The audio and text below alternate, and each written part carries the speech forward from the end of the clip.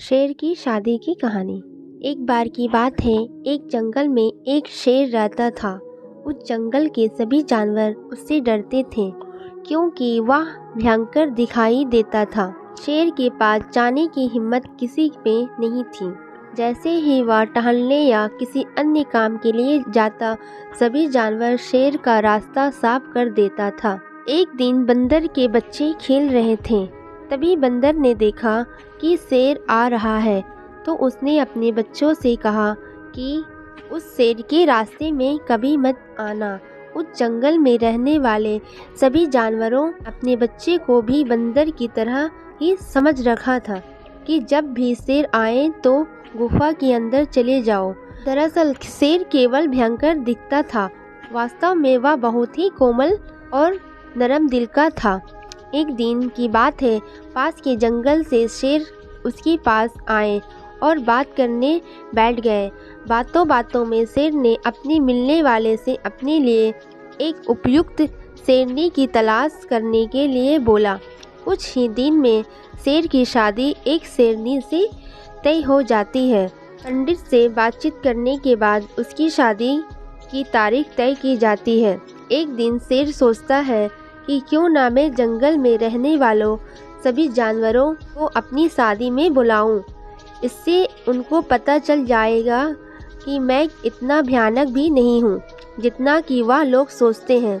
ऐसा सोचकर शेर जंगल के बीच एक बड़े से टीले पर बैठ जाता है और वहां जाकर सब जानवरों को बुलाता है। उनसे बोलता है कि मेरी शादी है और मैं सबको अपनी शादी की आमंत्रित करता हूँ, आप सबको जरूर आना है। आगे बोलते हुए शेर हाथी से बोलता है, तुम्हें मेरी शादी में आने वाले सभी मेहमानों पर अपनी सूंड से फूल बरसाने हैं। फिर शेर ने बंदर से कहा, तुम एक अच्छे डांसर हो, तुम्हें मेरी शादी में खूब डांस करना है। बंदर हाँ में अपना सर हिला देता है। तुम्हें मेरी शादी की रस्म पूरी करने के लिए शहद लेकर आना है। शेर ने भालू से कहा। भालू ने भी हाँ कर दी। शादी के दिन कोई भी जानवर शेर की शादी में नहीं गया, जिससे शेर बहुत ज़्यादा परेशान हो गया था। शेर ने कहा कि मेरे इतने समझाने पर भी कोई नहीं आया। शेरनी ने शेर से बोला कि जब सब जानवर तुमसे इतना डरते हैं तो तुम यह जंगल छोड़कर कहीं और क्यों नहीं चले जाते। शादी के बाद एक दिन भालू ने हाथी से पूछा कि तुम शेर की शादी में क्यों नहीं आए। हाथी ने कहा कि वैसे तो मैं शेर से बड़ा हूँ, लेकिन मुझे भी उससे डर नहीं लगता।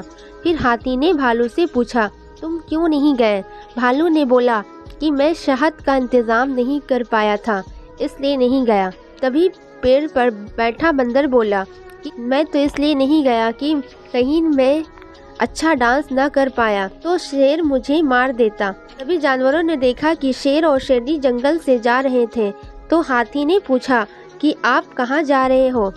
तब शेर बोला कि इस जंगल में सब मुझसे डरते हैं, जबकि मैं किसी को कुछ नहीं कहता। ऐसा सुनकर सभी जानवरों को समझ आ गया कि शेर इतना बुरा भी नहीं है जितना हम उसको समझते हैं। उसके बाद सभी जानवरों ने शेर और शेरनी को जंगल में न जाने के लिए मना किया।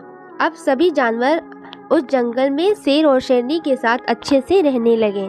बच्चों, इस कहानी से हमें यह सीख मिलती है कि हमें कभी भी किसी को देखकर उसके बारे में कुछ नहीं कहना चाहिए। हमें यह समझना चाहिए कि कोई भी अपने व्यवहार और चरित्र से कैसा भी हो, पहले उसको अच्छी तरह से पता करना चाहिए।